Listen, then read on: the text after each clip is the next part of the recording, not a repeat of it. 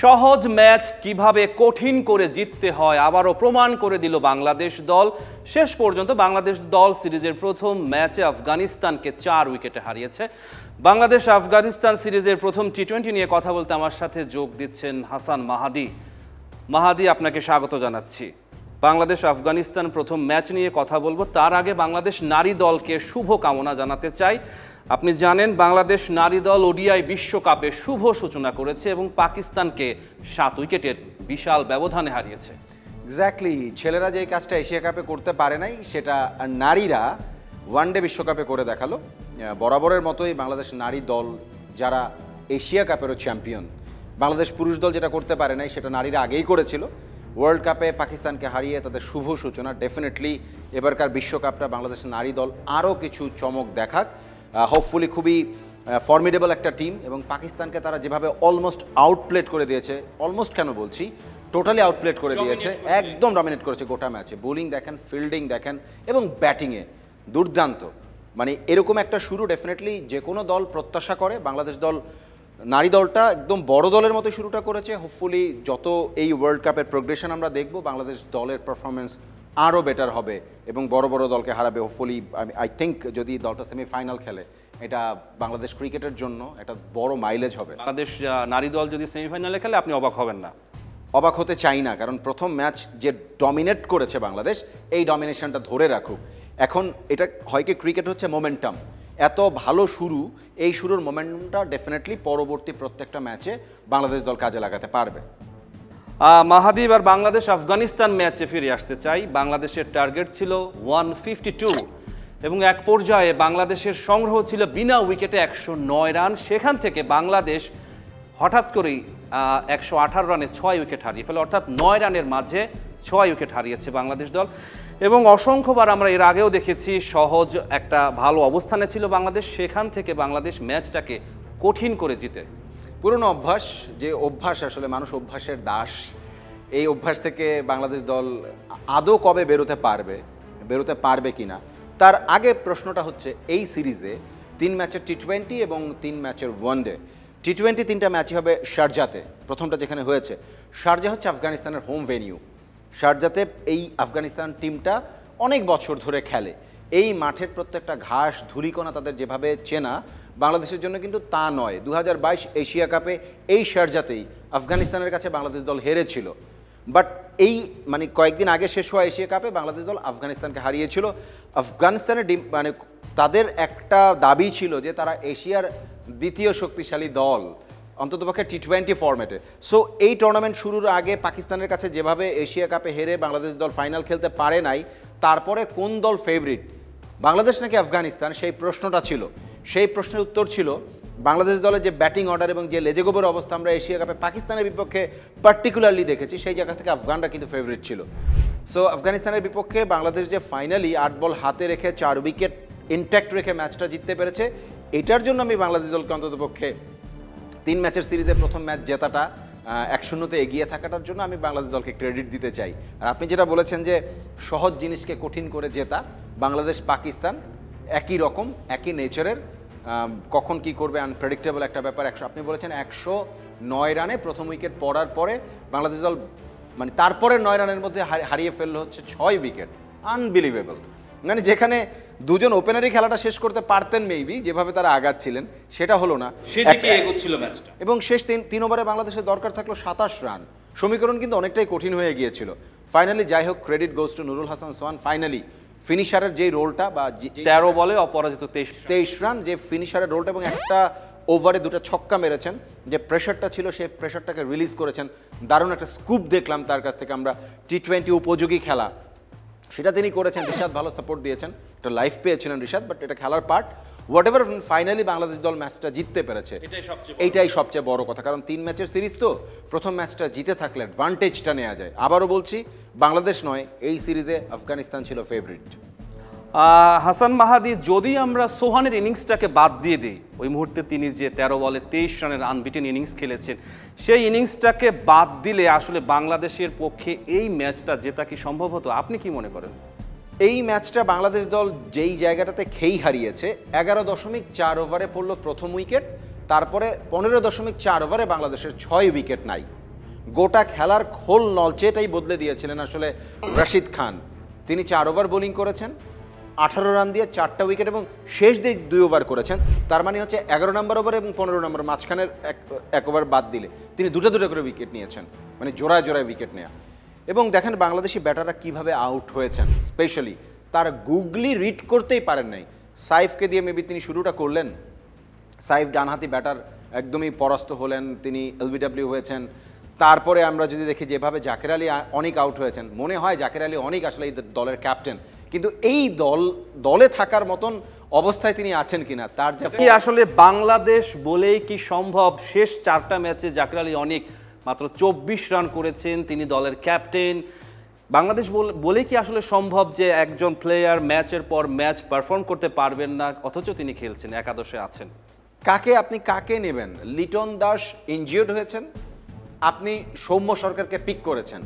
সৌম্য সরকার তো পারফরমেন্স খারাপের কারণেই দল থেকে বাদ পড়েছিল, কিন্তু ইনজিউর্ড বা অন্য কোনো ইনজুরি বা অন্য কোনো কনসার্নে বাদ পড়েন নাই, পারফরমেন্স ভালো করেছেন। এনসিএলে 2টা ম্যাচে তিনি কিছু রান করেছেন। বাংলাদেশে যে স্ট্যান্ডার্ডে এনসিএল হয় বা আমাদের ডোমেস্টিক স্ট্যান্ডার্ড, এটা কি আসলে ইন্টারন্যাশনাল স্ট্যান্ডার্ড কিনা, এই প্রশ্ন তো সাবেক ক্রিকেটার থেকে শুরু করে ক্রিকেট বোদ্ধারা সবাই করেন। আপনি যদি প্রত্যেকটা বড় টুর্নামেন্টের আগে পৃথিবীর মানে গ্লোবাল আইকন বা সাবেক ক্রিকেটাররা যখন বাংলাদেশ দল নিয়ে কথা বলে, বাংলাদেশের ডোমেস্টিক ক্রিকেটের দুর্বলতা নিয়ে তারা সবসময় কথা বলে। এবং ওয়াসিম আকরামকে আমরা দেখেছি, তিনি বলেছেন যে বাংলাদেশের উচিত ফার্স্ট ক্লাস ক্রিকেটটাকে বেশি প্রায়োরিটি দেওয়া। এক্স্যাক্টলি, আপনি ইন্ডিয়ার দিকে তাকান, তাদের রঞ্জি ট্রফি এত কম্পিটিটিভ হয়, মানে এত ভালো উইকেট থাকে, মানে বিভিন্নভাবে তারা সেই জায়গাটাকে একটা জায়গায় নিয়ে গেছে। বাংলাদেশ দল বা বাংলাদেশ ক্রিকেট কালচারে সেইটা তো আসলে হয় নাই। এবং আমরা দেখি যে ভারত থেকে অসংখ্য ক্রিকেটার এবং তারা বিশ্বমানেরও হয়ে থাকে। এক্স্যাক্টলি, এবং আমাদের ডোমেস্টিক ক্রিকেটে প্রচুর ইন্ডিয়ান প্লেয়াররা তো আমাদের আপনার ঢাকা প্রিমিয়ার লিগ খেলতেই আসেন, তারা আসেন এবং এসে পারফর্মও করেন। আমরা দেখেছি বিভিন্ন মৌসুমগুলোতে একটা প্লেয়ারকে আপনারা দলে নিয়েছেন, আবার কোনো কারণে তিনি যেতেও পারেন নাই, তাকে দলে নিলেন, অথচ প্রথম টি20টা হয়ে গেল তিনি বাংলাদেশে বসে আছেন।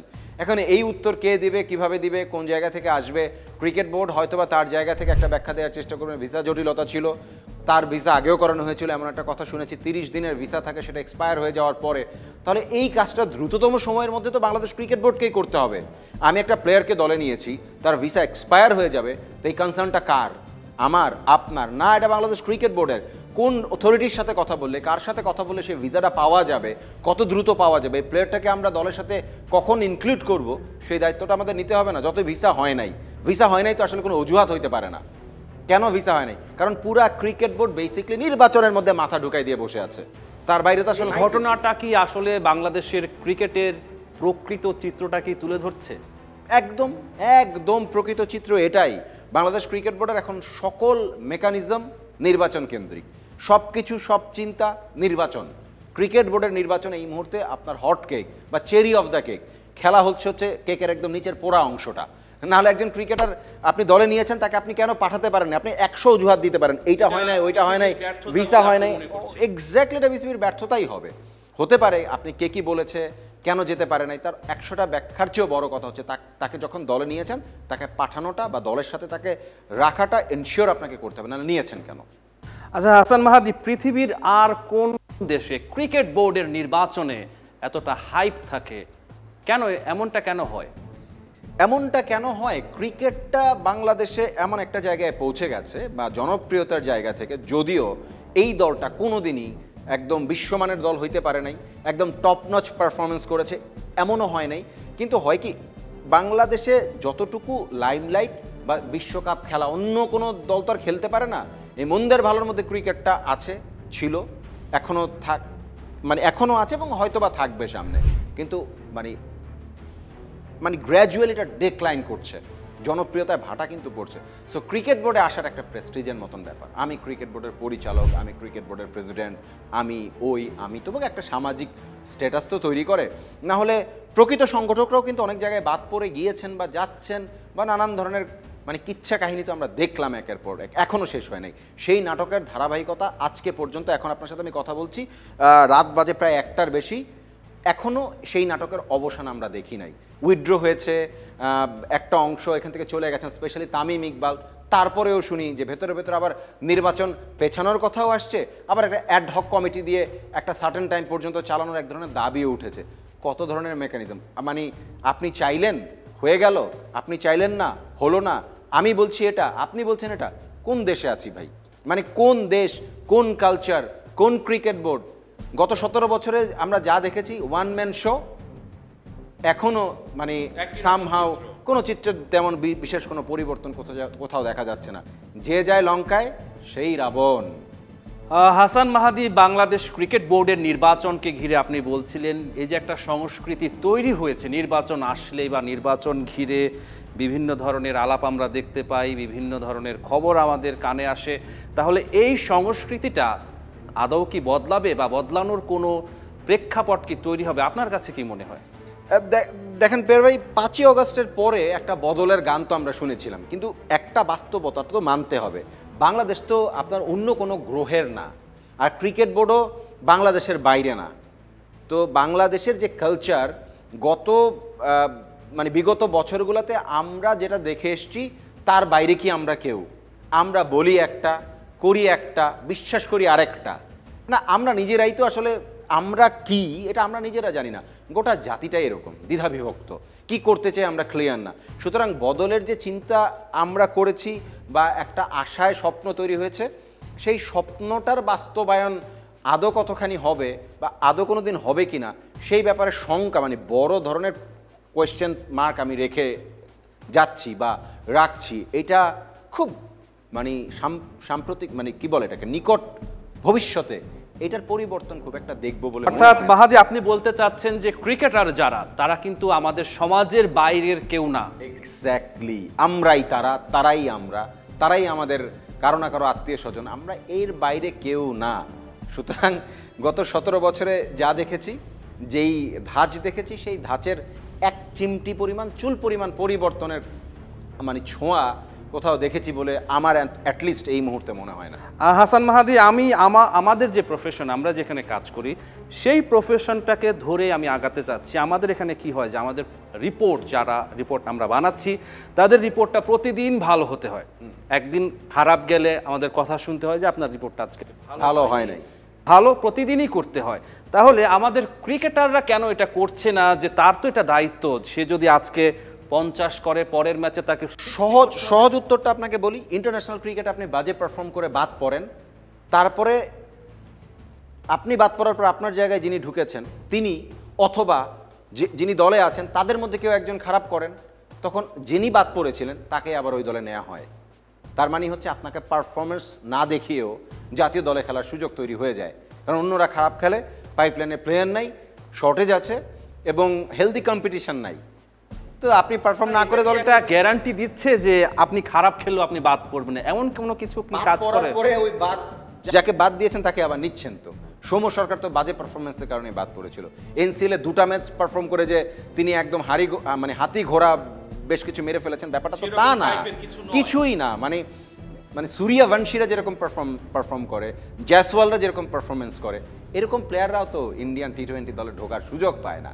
মানে কত, আপনি জিতেশ শর্মাকে দেখেন না, বসেই রইল গোটা 5-6টা ন্যাশনাল টিম ইন্ডিয়া তাদের যে দলে নেই তাদেরকে নিয়েও বানাতে পারে। এক্স্যাক্টলি, 3টা দল অনায়াসে তারা বানাতে পারবে এবং 3টাই টপ ক্লাস হবে। তো এত হেলদি কম্পিটিশন থাকলে তখন আপনি ভালো না করলে, একটা ম্যাচ ভালো না করলে আপনার গ্যারান্টি নাই, আপনার চেয়ে বেটার প্লেয়ার বসে আছে বেঞ্চে। বেটার প্লেয়ার হয়তো বা দলেই নাই, বাইরে বসে আছে, হয়তো রঞ্জিতে ফাটাচ্ছে, অন্য কোনো ট্রফিতে ফাটাচ্ছে। সো আপনি ভালো না খেলে আপনি যাবেন কই?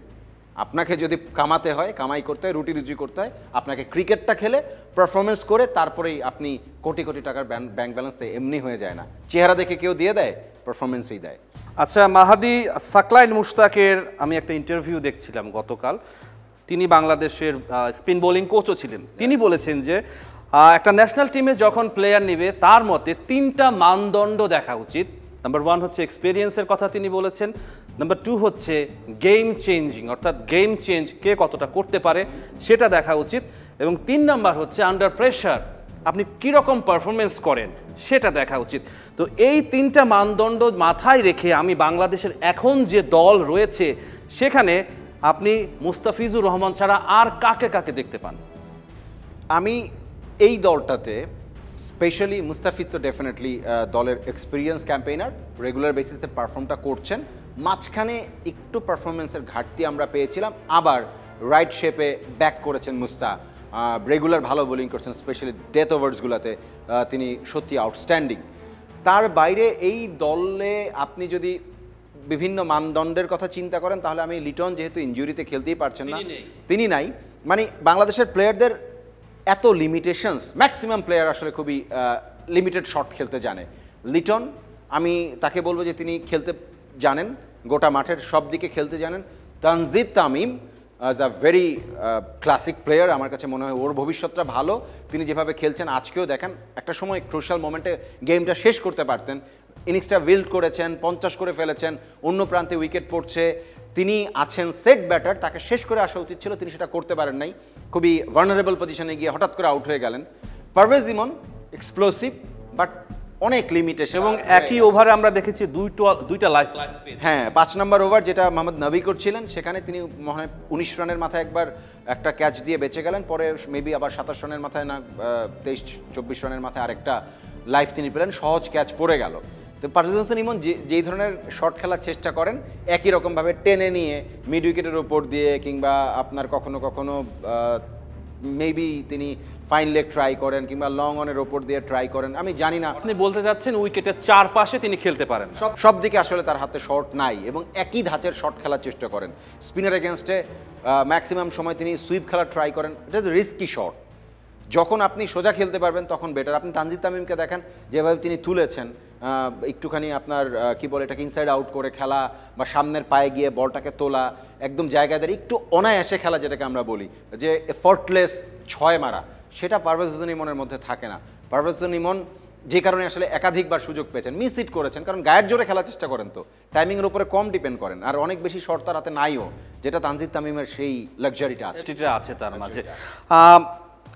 পারভেজ ইমনের কথা বলছিলেন, এবং নভির ওভারটিতে তিনি প্রথমে একটি বল ক্যাচ তুলেছেন, ছক্কার চেষ্টা করেছেন, তারপরে পরের বলে ছক্কা মেরেছেন এবং পরের বলটাতেও তিনি ছক্কার জন্য ছুটেছেন এবং লাইফ পেয়েছেন। কেন এই ধরনের কাজগুলো তারা কেন করে থাকেন?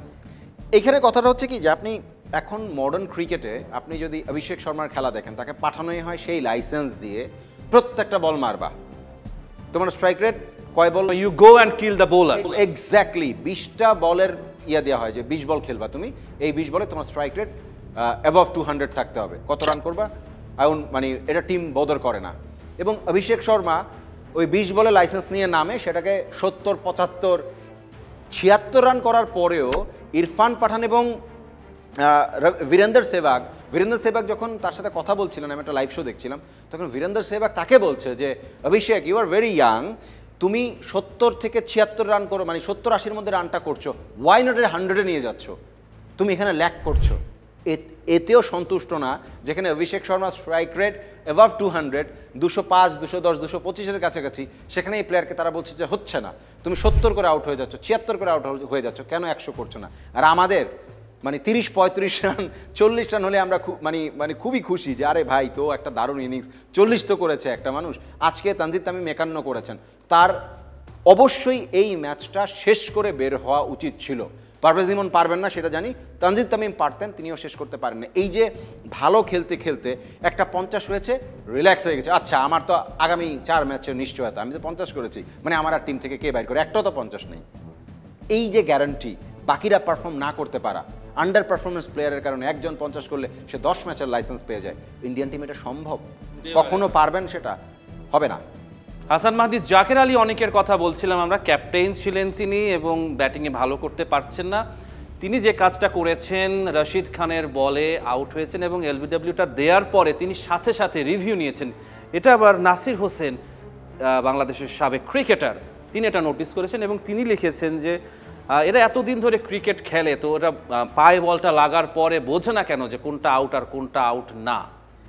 আচ্ছা, শুধু জাকির আলী অনেকের কথা কেন বলছেন? শামীমও তো রিভিউই নিয়েছেন, যেখানে বোঝা যাচ্ছে প্লাম এলবিডব্লিউ, খালি চোখে বোঝা যায় এটা এলবিডব্লিউ হয়েছেন তিনি। জাকির আলী অনেকেও নিলেন, শামীম পাটোয়ারিও নিলেন, ফাইনালি সাকিব যখন আউট হলেন, তানজিম সাকিব, তার বলটা কিন্তু আবার ব্যাটে লেগেছে, যখন আউট ছিল না, রিভিউ ছিল না বলে তিনি নিতে পারলেন না।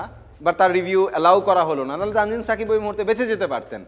তো এইখানেই কথাটা যে বাংলাদেশ দল আগেও রিভিউ নেয়ার ক্ষেত্রে ভয়ঙ্কর রকমের মানে দুর্বল ছিল এবং অ্যান্টিসিপেটই করতে পারে না কোনটা কি। আপনি দেখবেন বড় দল অস্ট্রেলিয়াকে দেখবেন তারা রিভিউ নেওয়ার ক্ষেত্রে এত calculative, most of the time তাদের রিভিউ খুব বেশি নষ্ট হয় না, সঠিক হয়, কারণ তারা খেলাটাকে ওইভাবে রিড করে, তারা খেলাটাকে ওইভাবে অ্যান্টিসিপেট করতে পারে, তারা বুঝে কোনটাতে আউট। এবং নন স্ট্রাইকের এন্ডে যে ব্যাটার থাকেন তার দায়িত্ব হচ্ছে ওই ব্যাটারকে বলা, অথবা বোলার উইকেট কিপার বোলিংয়ের সময় তারা বুঝতে পারেন যে এটা কি হয়েছে। বোলার তো চাইবেন একটা রিভিউ নেই, যে ব্যাটসম্যান থাকেন তার দায়িত্ব হচ্ছে খেয়াল রাখা যে আসলে কি হয়েছে ঘটনাটা। কারণ ব্যাটার নিজেও অনেকটা সময় বুঝতে পারেন, কখনো কখনো বুঝতে পারেন না, যখন খুবই ক্লোজ কল থাকে, 50-50 কল থাকে, এটা বোঝা কি। অর্থাৎ আপনি বলতে চাচ্ছেন যদি কোনো ব্যাটসম্যান শিওর না থাকে যে তিনি এটা আউট হয়েছেন বা আউট হননি, তখন তার উচিত যে নন স্ট্রাইকে যে ব্যাটসম্যান থাকে তার সাথে কথা বলা। সবাই জিজ্ঞেস করে যে কি অবস্থা, এটা তো তারা কনসাল্ট করে। আর বোলিংয়ের ক্ষেত্রে বোলার সবসময় চাইবে একটা রিভিউ তিনি নিতে পারেন যেন, কারণ একটা উইকেট পাওয়ার সম্ভাবনা থাকে। এখানে উইকেট কিপার খুব ভাইটাল থাকেন বা ক্লোজিং ফিল্ডাররা খুব ভাইটাল থাকেন, তারা কাছ থেকে দেখতে পান, স্পেশালি উইকেট কিপার সবচেয়ে ভালো দেখেন। সো উইকেট কিপারের রায় নেন ক্যাপ্টেন। উইকেট কিপার যদি বলেন যে ওকে, তাহলে ক্যাপ্টেন সাধারণত এগুলোর জন্য রিভিউতে যান। আর উইকেট কিপার না বললে বোলার তো চাইবেনি, বোলার চাবেন না একটা রিভিউ নেই, যদি উইকেটটা পেয়ে যাই আমার জন্য ভালো। মাহাদি, বাংলাদেশ আজকে যে 11টা তৈরি করেছে সেখানে আমরা দেখতে পাচ্ছি অসংখ্য ফিনিশার, নুরুল হাসান সোহান। ফিনিশার শব্দটা নিয়ে আমার আপত্তি আছে। আপনি ফিনিশ করতে পারেন না, কিন্তু আপনার নাম ফিনিশার। আপনি নবীকে দেখেন, 7 নম্বরে ব্যাটিং, রিয়েল ফিনিশার। আজকেও 3টা ছক্কা মেরেছেন এক ওভারে তাসকিনকে। দলের রানটা কত ছিল? আফগানিস্তানের ব্যাটিংটা যদি অ্যানালাইসিস করি, প্রথম 6 ওভার পাওয়ার প্লেতে 33 রানে 3 উইকেট পড়েছে, 76 রানে 6 উইকেট পড়েছে, 16 ওভারে 100 রানে 6 উইকেট পড়েছে। নাবি তখন আছেন মানে সেই রানটাকে 150 তে নিয়ে গেছে। শেষ 4 ওভারে 51 রান দিয়েছে বাংলাদেশ, শেষ 4 ওভারে। সেই ক্রেডিট ডেফিনেটলি নবীর। তাসকিনের এক ওভারে 3টা ছক্কা মেরেছেন, তারপরে আউট তিনি হয়েছেন ছক্কা 3টা মারার পরে, কিন্তু ওই ওভার থেকে 22টা রান এসছে। একটা ওভারই লাগে টি-20-তে, 2টা মোক্ষম ওভার থাকে, 2টা ওভার। তাই কিন্তু হতো যদি আরো একটা ওভার তারা এরকম বের করতে পারতো, তাহলে বাংলাদেশ আজকে ম্যাচটা হেরে যেতে পারতো, হেরে যেত আমি বলবো না, যেতে পারতো, যেহেতু বাংলাদেশ দল জিতেছে। বাট প্রেশার তৈরি হতো, সেই প্রেশার থেকে অন্ততপক্ষে বাংলাদেশ দল মুক্ত হয়েছে। আমি যেটা বলছিলাম যে নবীকে দেখেন, এবং এই এশিয়া কাপেই নবীর একটা ইনিংস আছে এরকম 200 স্ট্রাইক রেট এগেনস্টে 60 রান তিনি করেছেন, 200 এভাব স্ট্রাইক রেট। কি দুর্দান্ত, 30 বলে মনে হয় 60 রান করেছিলেন ভুল না করে থাকলে। তো এই হচ্ছে ফিনিশারের রোল। আমাদের ফিনিশারদের রোল কি? মানে প্রথম ফিনিশার আমরা কাকে চিন্তা করলাম? জাকের আলী অনিক, এখন ব্যাট করছেন কই? নাম্বার 4। আমাদের ফিনিশারকে শামীম পাটোয়ারি, তিনি নাম্বার 5। তারপরে নুরুল হাসান সোহান। আজকে সোহান যেখানে এসছেন তিনি তার রোলটা পালন করেছেন। নুরুল হাসান সোহানকে নিয়ে অনেক দিন আমরা কথা বলছি যে সেরা কিপার আনডাউটেডলি, এবং কিন্তু আমরা দেখতে পাচ্ছি যে জাকের আলী অনেক তিনি কিপিংয়ে দাঁড়াচ্ছেন, why not Nurul Hasan Sohan? Captain, তিনি তো ক্যাপ্টেন, পেয়েছেন ক্যাপ্টেন্সিটা, মনে হয় দলের কেউ নিতে চায় না। কিন্তু সোহান তো ডোমেস্টিকে বিপিএলে ক্যাপ্টেন্সি করেন, এক্সপিরিয়েন্স ক্যাম্পেইনার। তাকে যখন দলেই আপনি নেবেন না, দলে যখন তার জায়গায় নিশ্চিত না, যার গ্যারান্টি নাই যে পরের ম্যাচ তিনি খেলবেন না, এই ম্যাচ তিনি খেলছেন, সে আসলে উইলিংলি ক্যাপ্টেন্সিটা কেন নিতে যাবেন? যার নিশ্চয়তা আছে, যাকে বলে দেওয়া হয়েছে যে তুমি আগামী 10 ম্যাচ খেলবা, তোমাকে বাদ দিব না, তুমি শুধুমাত্র টাইনা লেগ সাইডেই খেলবা, তুমি শুধু লং অন মিড উইকেট দিয়ে খেলবা, তুমি অফ সাইডে কোনো বল মারার দরকার নাই, তুমি অরবিন্দ ডিসিলভা মানে পুল শট খেলবা, হ্যাঁ হ্যাঁ, এরকম গ্যারান্টি থাকলে আপনি ক্যাপ্টেন্সি, আমিও নিতাম, আমি হাসান মাহাদি আমি নিয়ে নিতাম যে দেন আমাকে ক্যাপ্টেন্সি দেন, আমি ক্যাপ্টেন্সি করি, আগামী 10 ম্যাচ তো আমি খেলবো। মাহাদি, রাশিদ খানের বোলিংয়ে আসতে চাই। বাংলাদেশের সংগ্রহ ছিল তখন বিনা উইকেটে 109, এবং রাশিদ খান তখন 2 ওভার বোলিং করেছেন, 2 ওভারে তিনি মাত্র 15 রান দিয়েছেন। এবং সেই সময়ে তানজিদ তামিম এবং পারভেজ ইমন তারা খুব বেশ ভালো খেলছিল, কিন্তু যেটা করেছেন রাশিদ খান, তিনি নিজে তখন কিন্তু আর বোলিংয়ে আসেননি, তিনি ফরিদকে বোলিংয়ে এনেছেন এবং ফরিদ ব্রেক থ্রোটা দিলেন, তারপরে তিনি বোলিংয়ে এসেছেন এবং 2 ওভার বোলিং করেছেন।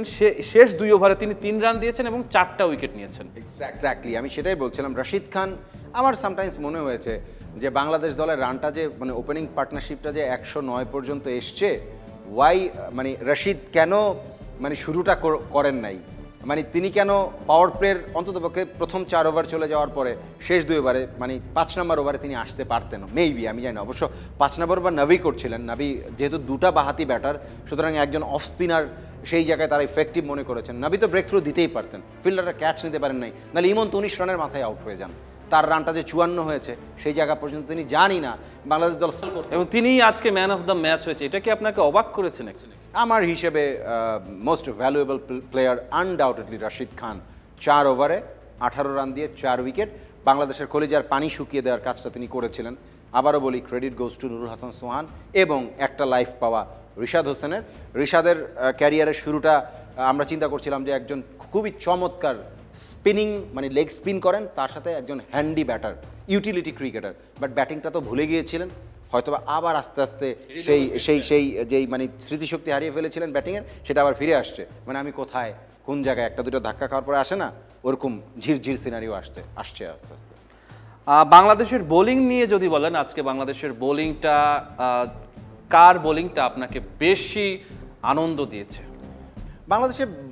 বাংলাদেশের বোলিংয়ে মোরলেস আপনি যেটা দেখবেন যে রিশাদ উইকেট পাচ্ছেন, রেগুলার উইকেট পান, আজকেও 2টা উইকেট নিয়েছেন, মেবি বিট এক্সপেন্সিভ, 8.25 ও 35 এরকম করে রান দিয়েছেন, লেগ স্পিনাররা এমনই, বাট আপনাকে ভাইটাল ব্রেক থ্রু দেওয়া। বাংলাদেশ আসলে একদম শুরু থেকেই মানে পর্যায়ক্রমে বা ধারাবাহিকভাবে রেগুলার ইন্টারভ্যালে উইকেট নিতে পেরেছে, বোলাররা ভালো করেছে। শেষের দিকে 18 নম্বর ওভারে তাসকিন যদি এত রান কনসিড করে না ফেলতেন, রানটা হয়তো 130-র মধ্যেই থাকতো, তার বেশি হওয়ার কথাও ছিল না। মুস্তাফিজ ডেথ ওভার্সে খুবই ভালো করেন। স্পেশালি আমি যদি বলি তানজিম সাকিব, আমি তাকে পছন্দ করি অ্যাজ আ বোলার। তার মধ্যে সে এগ্রেশন আছে, তার মধ্যে কিছু করার একটা মানসিকতা আছে, সেই বডি ল্যাঙ্গুয়েজটাই ভিন্ন। অনেক বেশি তাকে দেখে মনে হয় যে হি ইজ আ ফাইটার, এবং তার বোলিংয়ে কিছু সুইং, কিছু extra bounce, outside the off, বলটাকে একটু অ্যাওয়ে ফ্রম দ্য বডি করা বা কখনো কোনো একটু ভেতরের দিকে ঢোকানো, সেই ট্রাইগুলো তিনি করেন। মেবি ভেরি ইয়াং, আরও বেশি সন্টেইট তার সাথে কাজ করছেন, মেবি এরকম ভালো একজন বোলারের আন্ডারে তিনি কোচিংয়ে আছেন। হোপফুলি সময়ের সাথে সাথে আরও ম্যাচিওর হবেন। তিনি বোলার খুব চমৎকার, এখন হচ্ছে পরিস্থিতি অনুযায়ী বোলিং করা, according to the situation bowling করা। হোপফুলি তিনি সেটা সময়ের সাথে সাথে আরও বেশি পরিণত হবেন এবং সেগুলো শিখে যাবেন, বাংলাদেশের রিয়েল ম্যাচ উইনার বা একটা সময় বাংলাদেশের পেস ইউনিটকে তিনি নেতৃত্ব দিতে পারবেন। আমরাও সেটা চাই, বাংলাদেশ দলের পেস ব্যাটারির নেতৃত্ব এক সময় তানজিম সাকিব দেবেন। মাহাদি, বাংলাদেশ সিরিজে 1-0-তে এগিয়ে গেছে এবং শুক্রবার বাংলাদেশ আফগানিস্তান দ্বিতীয় টি-20, এবং এই ম্যাচে বাংলাদেশের একাদশে আপনি কি কোনো পরিবর্তন দেখছেন, বা বাংলাদেশ আসলে এই ম্যাচে কোনো পরিবর্তন কি করবে বলে আপনি কি মনে করেন? আমার কাছে মনে হয় যে সেই লাক্সারি তো নাই আপনার হাতে, আপনি কোথায় কাকে বদলাবেন, একই উইকেট, একই মাঠ, একই অপোনেন্ট, সো খুব বেশি চেঞ্জের জায়গা আমি দেখি না। 2 ওপেনার ভালো করেছেন, 109 রানের ওপেনিং পার্টনারশিপ, আমাদের জন্য তো এটা মানে জ্যৈষ্ঠের খরতাপে এক পশলা বৃষ্টির মতো একটা দারুণ কি বলবো সুবাতাস হয়ে এসছে। সাইফকে তিনি নামিয়ে দেওয়া হয়েছে, সাইফ এশিয়া কাপ ওপেন করছিলেন। আচ্ছা, এটা নিয়ে কথা বলতে চাই।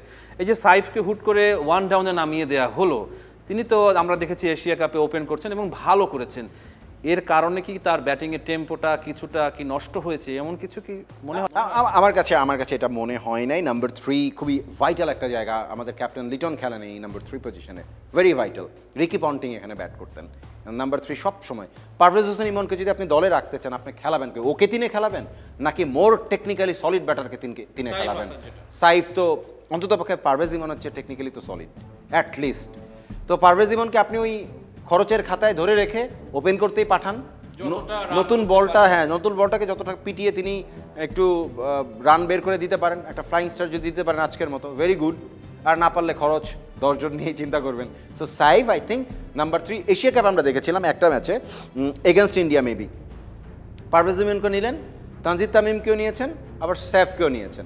সাইফ আর তামিমকে দিয়ে ওপেন করিয়েছেন, পারভেজ হোসেন ইমনকে নামিয়ে দিয়েছেন তিনি। তার আগের ম্যাচে আবার ইমনকে আপনি দলে নেন নাই, মানে আমি এই জিনিসটা বুঝতেই পারি বারবার আমরা দেখি। হ্যাঁ, মানে এই পারমুটেশন কম্বিনেশন এবং এই ম্যাথমেটিক্স আসলে কে যোগ বিয়োগ হিসাবটা করেন, মানে এই প্রবাবিলিটির অঙ্কটা আসলে কে করেন আমি বুঝি না, কিন্তু আমার কাছে খুব অবাক লাগে। আমার কাছে মনে হয় যে ম্যাথমেটিক্স নতুন করে শেখা উচিত। যেই সম্ভাব্যতার অঙ্ক আমরা করেছিলাম ইন্টারমিডিয়েটে, আমার কাছে মনে হয় যে সেগুলো আবার একটু শিখি। মাহাদি, টি-20 র্যাঙ্কিংয়ের 8 এবং 9 নম্বর দলের সিরিজ চলছে, বাংলাদেশ এবং বাংলাদেশ 8, আফগানিস্তান হচ্ছে নিচে।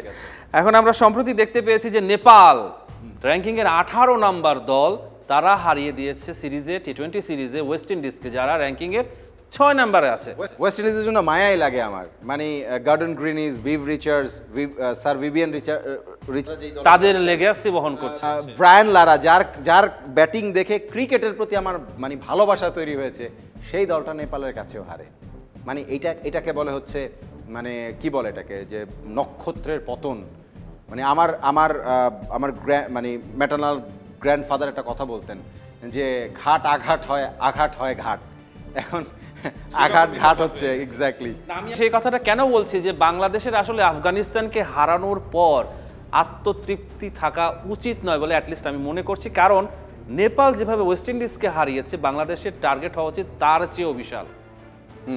উচিত, টার্গেট তো উচিতই। বাংলাদেশ দল তো এশিয়া কাপ জেতার জন্যই গিয়েছিল না। বাস্তবতা আর চাওয়া, এটার মধ্যে অনেক পার্থক্য। চাওয়াকে বাস্তবে রূপান্তর করার জন্য হার্ডওয়ার্ক লাগে, ডিটারমিনেশন লাগে, সেটাকে অ্যাচিভ করার জন্য সব কিছু বিলিয়ে দিতে হয়। আপনি একসাথে 3টা জিনিস অ্যাচিভ করতে পারবেন না অ্যাট এ টাইম। যখন আপনার লক্ষ্য, আপনি 1 নাম্বার হবেন, ক্রিকেটারদের, কোচিং স্টাফ, ক্রিকেট বোর্ড, পুরা সিস্টেমটাকে ওই একটা দিকে ফোকাস হতে হবে। আপনি যখন ইমামের পিছে দাঁড়ান এবং দাঁড়ায়া নিজেকে সঁপে দেন, সমর্পণ করেন আল্লাহর কাছে, আপনাকে সমর্পণ করতে হবে। সমর্পণ ছাড়া কোনো কিছু অ্যাচিভ করা সম্ভব না। আমি এটা অর্থাৎ আপনি বলছেন যে সামগ্রিক যে সিস্টেম রয়েছে সবখানেই আসলে সমস্যা রয়েছে। আনডাউটেডলি। হাসান মাহাদি, বাংলাদেশ আফগানিস্তান সিরিজের দ্বিতীয় টি20তে আপনার প্রেডিকশনটা কি? আমার প্রেডিকশন হচ্ছে আফগানিস্তান কামব্যাক করবে। মাই প্রেডিকশন, আফগানিস্তান সেকেন্ড ম্যাচটাতে স্ট্রংলি কামব্যাক করবে। আমি আফগানিস্তানকে এগিয়ে রাখবো, তবে স্লাইড মার্জিনে এগিয়ে রাখবো। আমি বলবো যে আফগানিস্তান 55, বাংলাদেশ 45। শেষ পর্যন্ত সিরিজটা আসলে কে জিতবে? থার্ড ম্যাচ ওটা ফাইনালের মতো হবে, ভাইটাল। আই হোপ বাংলাদেশ জিতবে। হাসান মাহাদি, আপনাকে অসংখ্য ধন্যবাদ। শুক্রবার বাংলাদেশ আফগানিস্তান সিরিজের দ্বিতীয় টি20 টাইগাররা সিরিজে এগিয়ে রয়েছে 1-0 ব্যবধানে। বাংলাদেশ কি আফগানিস্তানকে হারিয়ে সিরিজ জয় নিশ্চিত করতে পারবে? Rahman pair, star news.